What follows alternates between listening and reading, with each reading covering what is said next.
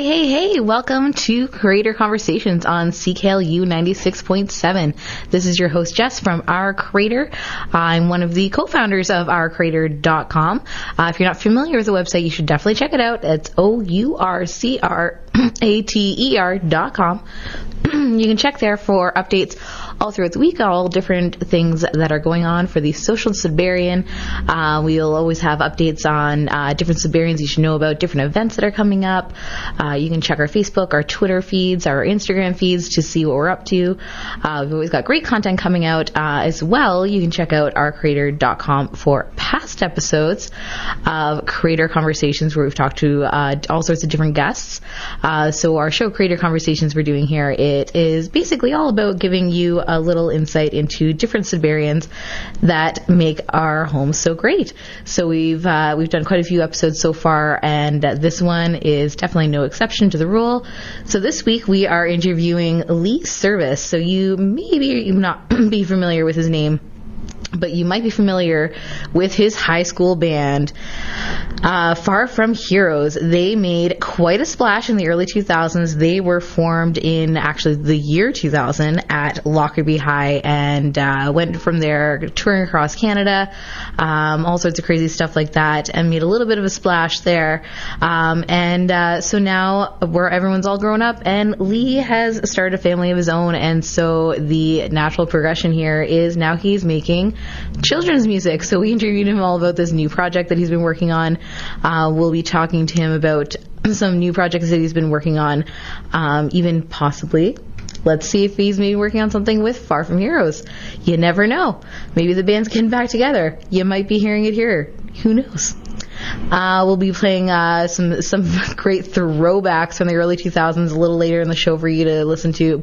We're also going to be playing some ultimate throwbacks with some of Lee's children's music that he's releasing, as well as some of our favorite children entertainers that we're going to talk about later on in the interview. But for now, let's just get straight into things. We're going to be talking with Lee Serviss in just a moment. Well, hello, Lee. Welcome to the show. Today we're going to talk about a new project you've been working on, specifically a children's album. Can you tell us more about this new project and how the whole thing got started? Sure, yeah. It's just kind of, I think I was just hanging out with my daughter June one day, probably watching some kids shows, and just kind of thought, kids music, this is something that I could do maybe. I'd never tried, so I started just with a few ideas for a few simple songs, and before I knew it, I had a bunch, and I figured might as well go for it. What's the lose? Wow, so how many songs are on this album? So I've got 18 songs, and 9 of them are original songs that I've written in the past few months, and the other 9 are from the public domain, so stuff like Twinkle Twinkle Little Star, and I'm doing Take Me Out to the Ball Game, Down by the Bay, all that good stuff. Yeah, all the classics that everyone likes, right? Yeah. So where did you kind of first get some of the original songs? How did you kind of get the inspiration to kind of start a song? Like, I know you have one song that's a little bath time, so how does something like that get started? So I think Bubbles is one song. I think that's the one you... Yeah, that's the one that I was thinking, Yeah, oh, okay, that's right, yeah. So a song about Bubbles, I have no idea why that one came out. I just thought it was kind of a fun thing that I don't know any kids that don't love bubbles, so why not have a song about how great bubbles are? And I don't know, for some reason the track that I had for that song, usually when I write, it starts with an idea, and then the music kind of like an idea for lyrics, and usually a melody, and then I kind of follow up with the music afterwards. But actually that song is the only one where the music came first. It was actually a song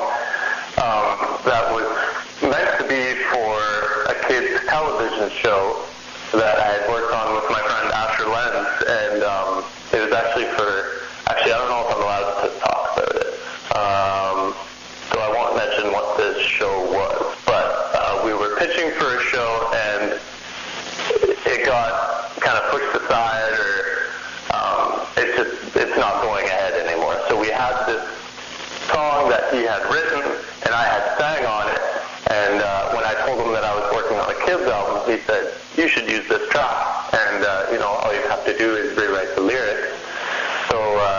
So Bubble is a co-write between myself and my friend Asher Lenz, and that's the story for that one. Kind of had this song that was kind of cool, and I figured, what could I change the lyrics? What could it be about? And ended up being the topic. And then the infamous Bubbles was born. Perfect. Yeah. So any sort of project of this sort definitely takes a team to put together. So can you tell us about some of the other people that you've collaborated with on the album? Okay, I'm going to try and name them all. So I've got we haven't talked about Far From Heroes yet, but from my old group, Far From Heroes, Scott Swain and Jared Quinlan are both on it. There's Shanna Brown. There's my friend Tim Johnson. Asher Lenz I already mentioned. My friend Mike Rush is doing a lot of work on the album, not only musically, but in mixing and mastering as well. Let me make sure I haven't forgotten anyone. And I think that's it. Oh, and Steph. This is terrible. I don't know her last name. And she's singing with me on one song called One Step at a Time. And she did a great job singing on that one. So, yeah, I think that's everybody. So that's another exciting aspect of this album, is that I've been able to work with, almost, not everyone I know, but been able to work with a lot of friends musically and people that I haven't worked with before. So yeah, for sure. So now you're working on this album, obviously very kind of a little bit of a transition for you to work on a children's album versus some other things that you might have released before. So were there any children's entertainers that you remembered from your youth that you were kind of looking up to while you were creating this? Yeah, for sure. I was a big Fred Penner fan when I was a kid. He was my guy. And I think that's another kind of thing that I was thinking about when I started this project, was that I don't see you don't really see the Fred Penner type of children's entertainer out there anymore. I mean, there's a lot of great stuff out there for kids. I'm not saying what's out there isn't good, but you just don't really see just the guy with the guitar that has singing fun great songs. Yeah, exactly. And just telling just kind of silly stuff, or making up characters and that kind of thing. So yeah. Yeah, not really. It's kind of more like, if you talk about Fred Penner, it's more like a storytelling kind of style of entertainment rather than a spectacle style of entertainment. Right, yeah, which I find there's a lot more of now. It's just all about kind of dancing around and being silly, which is great. That's great stuff. That's a big part of being a kid, but I think also it's okay to have some stories and some characters, and maybe even a bit of a message in the music too, if you can. Yeah. Now, you happen to have your own little one at home, so I'm sure she was a very willing audience as you tried out new things you were working on. Did she have any favorites? It's hard to say. There's actually one of the songs that I sent you is called Let's Be Brave. She's on that song. She talks at the beginning, and then when I mentioned something about it, seeing a ghost on TV, she says boo. So she gets pretty excited when she hears that one. So that might be her favorite too. So now the album, has it been officially released yet? No. It's gonna be a couple more weeks probably, at least. All right. So but no more than a few probably. So we've got a few more weeks to wait for this one. Early April for sure. Early April. So where can people get updates and get a copy when it finally is released? So I post mostly on Instagram about this album, and my username is Lee, just Lee _ sings 4 kids, and it's the number 4, so sings number 4 kids. And I'm on Facebook just as Lee Serviss, so I'm going to be posting on there when it is available. I'm pressing it in CD format. I know it's kind of like a dead technology, but I think they still make cars with CD players. I don't know, I don't drive a new car, but as far as I know, they do. And that's where we listen to kids' music with my daughter, so I figured, instead of going vinyl or whatever, go with CD, and obviously digital download. And I'm hoping to have it available everywhere possible, so iTunes and Bandcamp for sure, and hopefully even get it on some of those streaming sites like Spotify and stuff like that. So. Yeah, excellent. Well, we definitely look forward to hearing that. So we are going to cut to some music right now. We're going to play definitely one of the songs from the album, and we'll be back soon to talk to Lee more about some of his other projects. Welcome back to CKLU 96.7. This is your host, Jess, for Creator Conversations. We have been talking this hour with Lee Serviss. He is releasing a brand new children's album.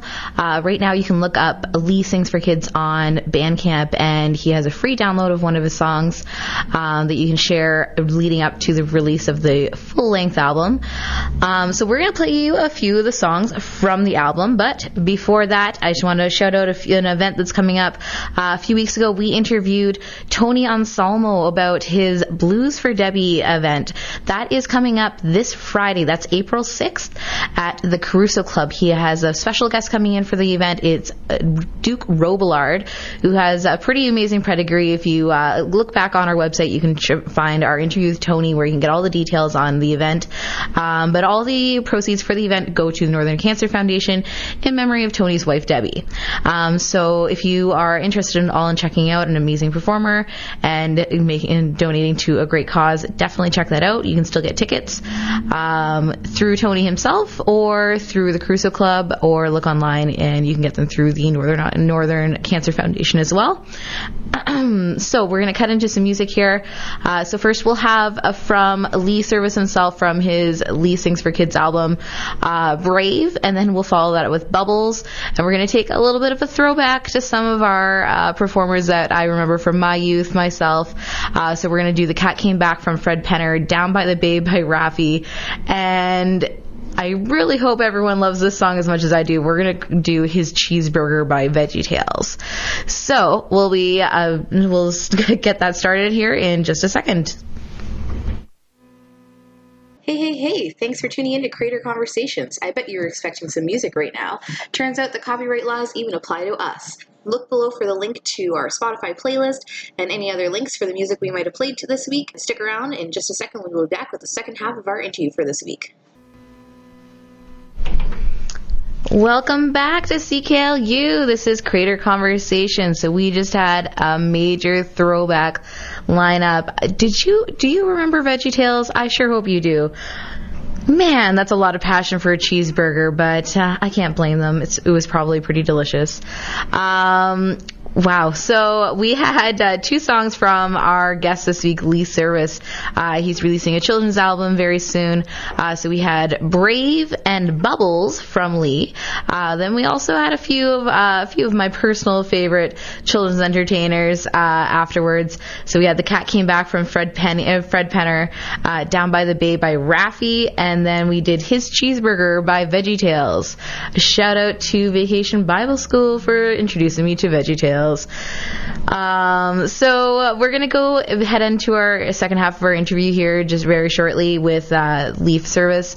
We're talking to him obviously more about the album, but we're talking to him about some of his other projects, talking about Far From Heroes, which you might remember him from. So we're going to get into a little bit more of that, and we will be back afterwards with some more music.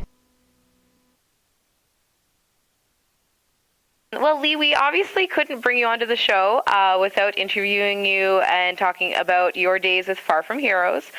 So this is a band that you started at Lockerbie High back in the day. It took off touring from there across the country. So that must have been quite a whirlwind. Can you tell us more about that? Sure, yeah. Far From Heroes started, I'm going to say, around the year 2000, so 18 years ago.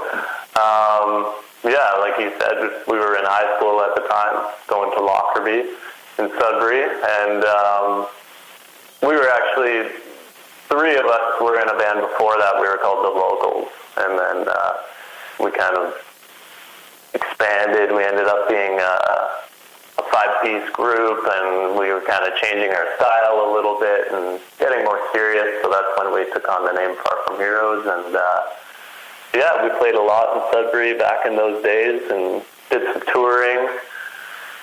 So, yeah. Yeah, so you guys got back together last summer for the Townhouse anniversary show. How long had it been since you guys had performed together?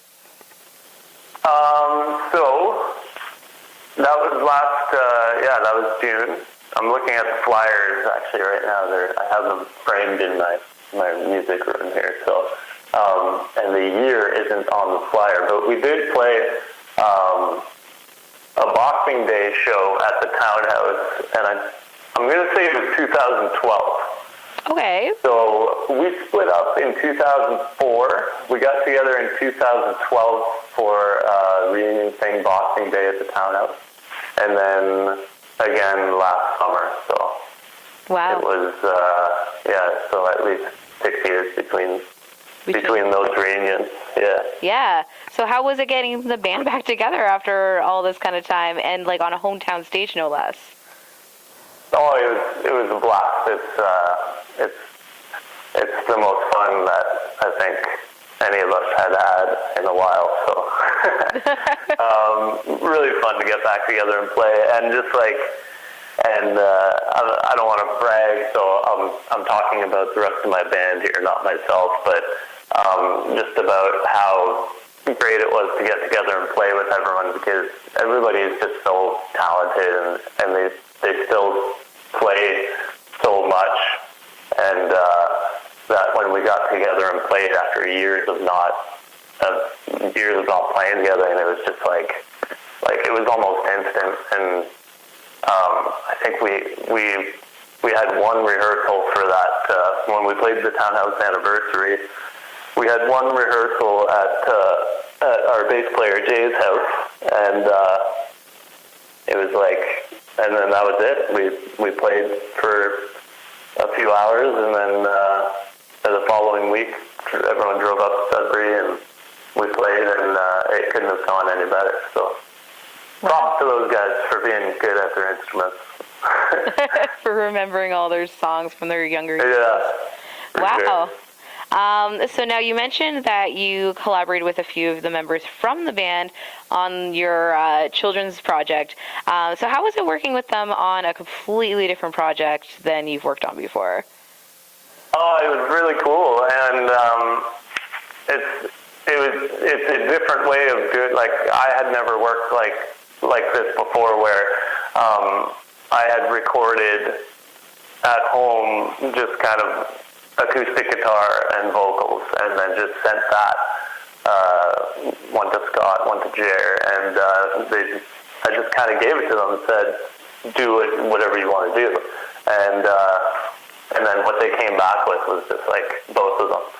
Everyone who I worked with came back with like such great stuff. I don't regret reaching out to anyone that I got to work with on it, because everyone did such a great job. Wow. Now, you've since relocated yourself to the Ottawa area from Sudbury.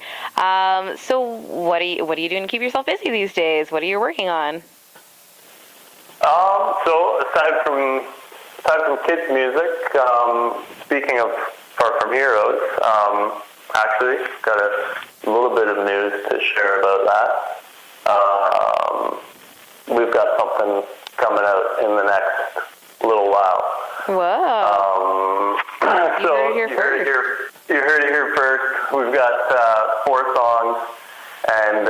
it's going to be available in download, as well as we're going to do a vinyl pressing as well. So new Far From Heroes stuff that you haven't heard, and different, a little different than the old Far From Heroes, but I think if you liked the old stuff, that you'll probably still be into this stuff. Nice. All right, well, we're going to move into one of our segments here. This is our Creator Conversations questions. So these are a few Sudbury-specific questions that we ask all our guests. So first up, we're going to ask you, what is your favorite venue for live music in the Sudbury area? That's the Town House. It's a pretty easy one. That's a no-brainer, yeah.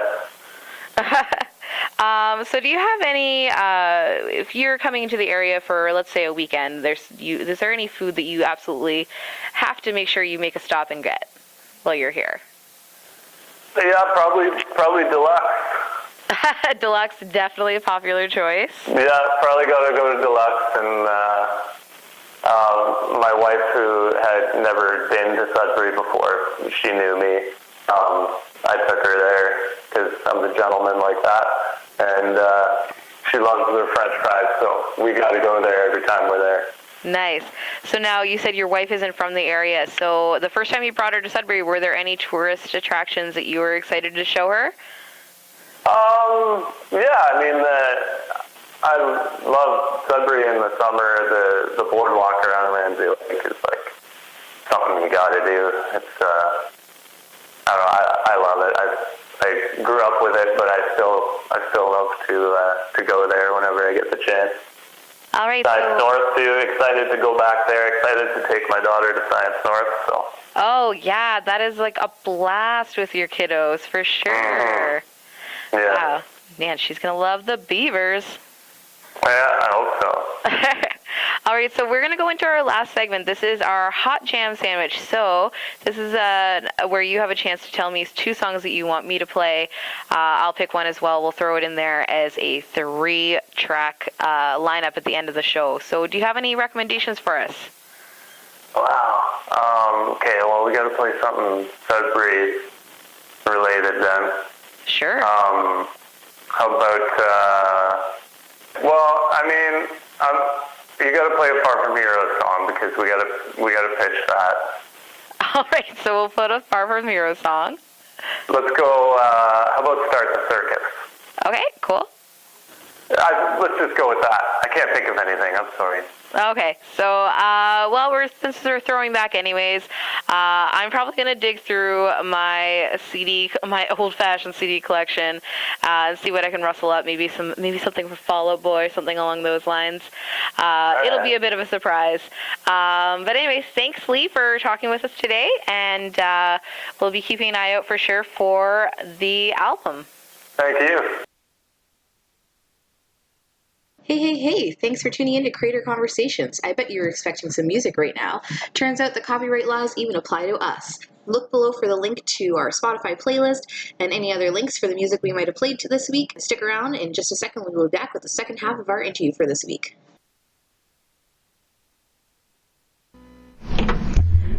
Welcome back to CKLU 96.7. Well, that was a fun little blast into the past, don't you think? So we started that off with Start the Circus from Far From Heroes. Nobody Puts Baby in the Corner by Fall Out Boy. Then we followed up with a brand new song from Dashboard Confessional called Belong. Curse of Curse from Cute's What We Aim For. And then we had to just throw back one more time. We had to do Hands Down by Dashboard Confessional. We played a new one, but that just doesn't really satisfy the craving. You gotta play an old one. So this hour we were talking with Lee Serviss all about his upcoming children's album.